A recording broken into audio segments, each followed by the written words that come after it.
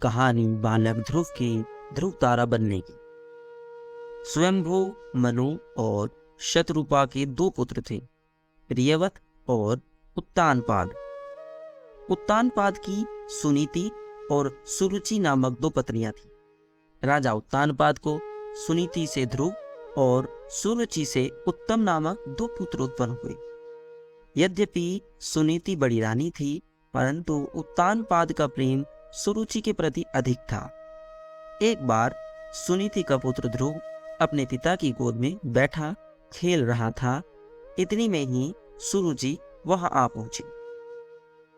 ध्रुव को उत्तानपाद की गोद में खेलते देख उसका पारा 7वें आसमान पर जा पहुंचा। सोतन के पुत्र को अपने पति की गोद में वह बर्दाश्त न कर सकी। उसका मन ईर्ष्या से जल उठा। उसने झपटकर बालक ध्रुव को राजा की गोद से खींच लिया और अपने पुत्र उत्तम को उनकी गोद में बिठा दिया तथा बालक ध्रुव से बोली, अरे मूर्ख, राजा की गोद में वही बालक बैठ सकता है जो मेरी कोख से उत्पन्न हुआ हो। तू मेरी कोख से उत्पन्न नहीं हुआ है, इसीलिए तुझे इनकी गोद में या राज सिंहासन पर बैठने का कोई अधिकार नहीं है। 5 वर्ष के ध्रुव को अपनी सौतेली मां के व्यवहार पर क्रोध आया। वह भागते हुए अपनी मां सुनीति के पास आए तथा सारी बात बताई। सुनीति बोली, बेटा, तेरी सौतेली माता सुरुचि से अधिक प्रेम के कारण तुम्हारे पिता हम लोगों से दूर हो गए हैं। तुम भगवान को अपना सहारा बनाओ। माता के वचन सुनकर ध्रुव को कुछ ज्ञान उत्पन्न हुआ और वह भगवान की भक्ति करने के लिए पिता के घर को छोड़कर चल पड़े।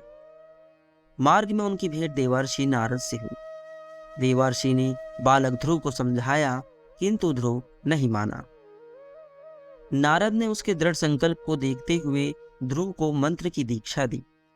इसके बाद देवर्षि राजा उत्तानपाद के पास गए। राजा उत्तानपाद को ध्रुव के चले जाने से बड़ा पछतावा हो रहा था। देवर्षि नारद को वहां पाकर उन्होंने उनका सत्कार किया। देवर्षि ने राजा को ढांढस बंधाया कि भगवान उनके रक्षक हैं। भविष्य में वह अपने यश को संपूर्ण पृथ्वी पर फैलाएंगे। उनके प्रभाव से आपकी कीर्ति इस संसार में फैलेगी।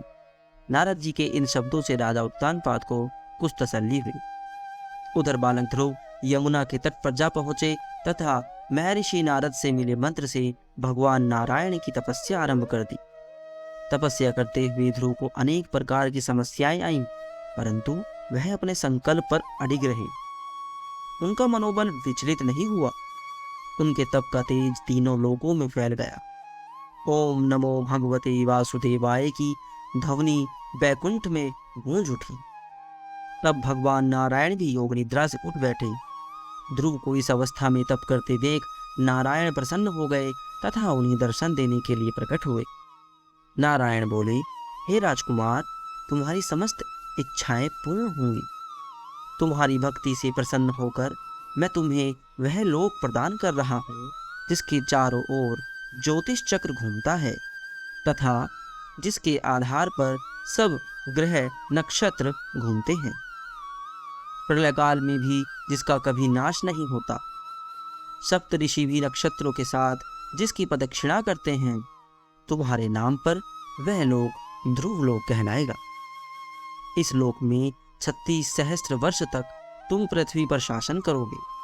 समस्त प्रकार के सर्वोत्तम ऐश्वर्य भोग कर अंत समय में तुम मेरे लोक को प्राप्त हो करोगे। बालक ध्रुव को ऐसा वरदान देकर नारायण अपने लोक लौट गए। नारायण के वरदान स्वरूप ध्रुव समय पाकर ध्रुव तारा बन गए।